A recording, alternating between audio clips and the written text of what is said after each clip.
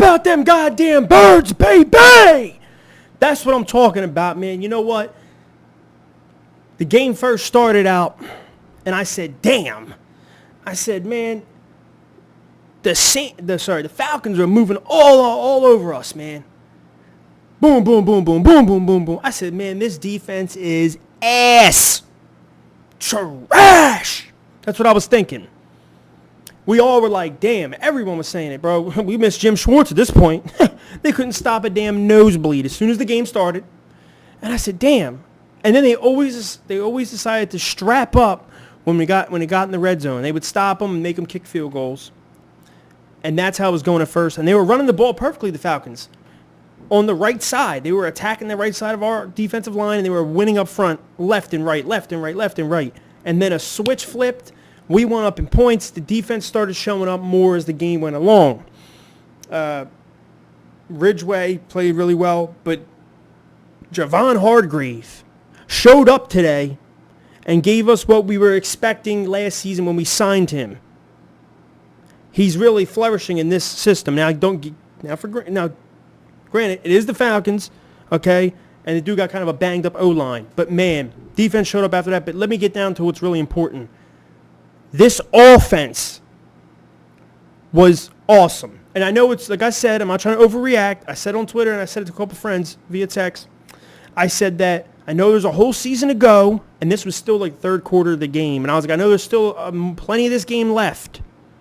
I said, but this offense, you can see the difference clear as damn day. You can see the difference of Nick Sirianni's offense and Doug Peterson's easily.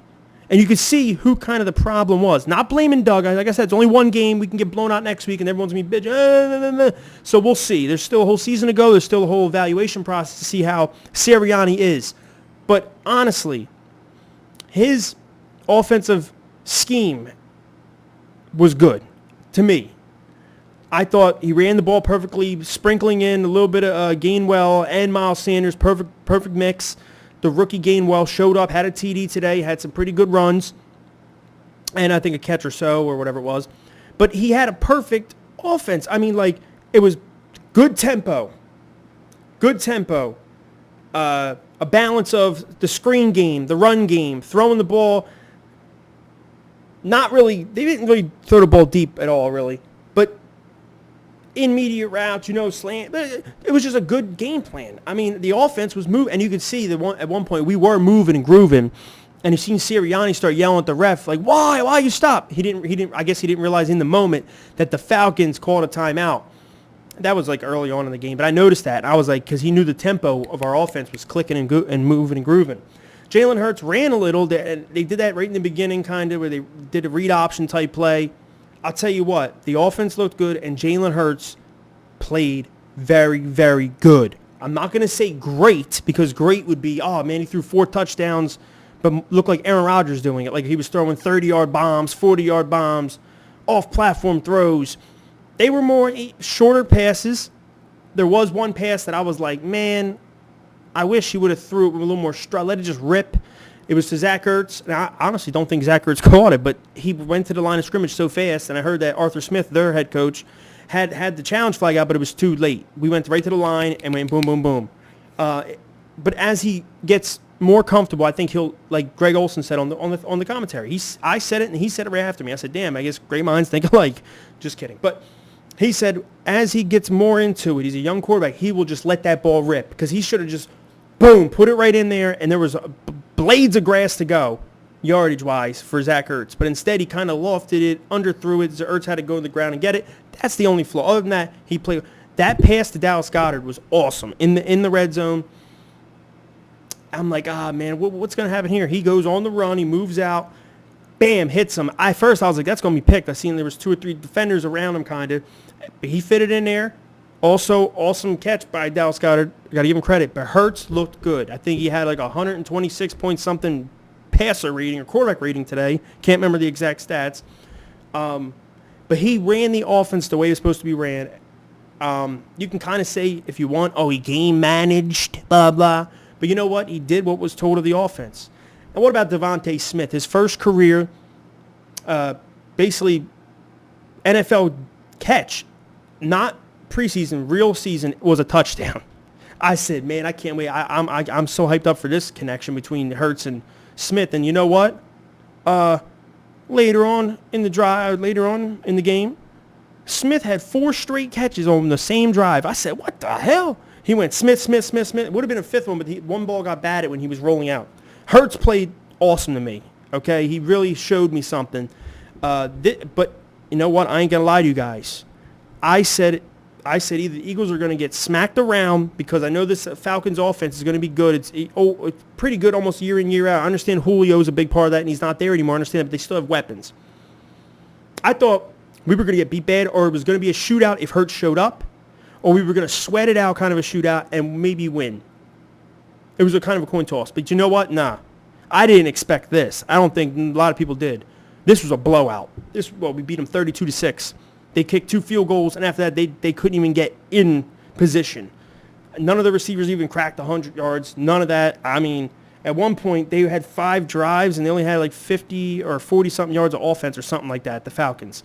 We straight up mopped the floor with these boys. I mean, but to start off the Nick Sirianni era, first, the defense, like I said, I was like, man, this defense sucks, man. I was missing Jim Schwartz already.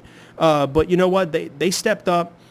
And Sirianni, man, his offense was just... It was a beautiful thing to watch. It was like a breath of fresh air. You know what it reminded me of? When Doug, and I'm not trying to make a comparison. I know it's only one game, but Doug's offense never looked this good. The only time it did was in 2017, that Super Bowl year, when Frank Reich was his offensive coordinator. Other than that, it's always Doug's offenses were always up and down, sloppy, sluggish. And a lot of people want to blame Wentz. Blame him all you want. Hurts played last year in Doug's offense. He did solid, and then he had games like Dallas where he was trash. Doug was kind of the problem, and I'm not trying to bash him. He won us a Super Bowl thanks to him. I'm not trying to make the comparison, but I'm saying if you look at the offenses and the difference, I will also say this, that, yes, I will also say that, you know, the O-line was healthy and the team was healthy. Doug didn't really have that, so I'll give him that. But other than that, the team played well. The penalties did hurt us, though, on the offensive line. There was hella penalties. Lane Johnson was penalized 3 times this game, and I think Seumalo had a penalty, and then a play went by, and then the next play after that, he had a penalty again. I'm like, bro, come on, man. Backing us up. They got to clean up the penalty, especially in the offensive line, because some of these guys are vets. You know, Lane Johnson's definitely a vet. So they got to clean that up. Jordan Mailata, man, got paid yesterday, big bucks. Like I said, was a former Australian rugby player. He's literally the American dream. Was a former Australian rugby player, never even really played football. Was a seventh round pick, or we took a chance on him. He sat since 2018. He kind of got to play last year a little bit, and now he shows up. He gets money. He's getting his money, and he's playing really well. But there's stuff to clean up, and you're gonna verse the 49ers now, which they are. Once again, from what I know, they're healthy. And when they're healthy, they're a good team. They were in a Super Bowl just a year or 2 ago. You get it? So, and they're doing a mixture thing with they're throwing Trey Lance in there for one play. He had a touchdown. Shout out to the rookie, Trey Lance. But Jimmy Garoppolo was the starter. So they are kind of hard to game plan for. We'll get into that as the week goes on. Let's enjoy this win. Relax, sit back, and see what happens now with the Giants. If they can pull out a win here. And if not, we're on top of the East. But I liked what I seen from Nick Sirianni. The debut was awesome. The offense was just clicking, and it looked perfect. Perfect balance of what we needed, and mixture of everyone got involved. Reagor got a touchdown. Goddard had a touchdown. Devontae Smith had a touchdown. Gainwell had a touchdown. It was a mixture of everything. But let's go, Birds. Flag was fly. I'm out. You guys comment below on your thoughts. How do you feel about the debut of Nick Sirianni? How do you feel about his offense? How do you feel about this team going forward? How do you feel about Jalen Hurts? And, you know, just everything. Comment below on your thoughts. Like this video, subscribe, and also follow me on Twitter if you like. Let's go, baby. I'm out. 1-0. See what happens next week.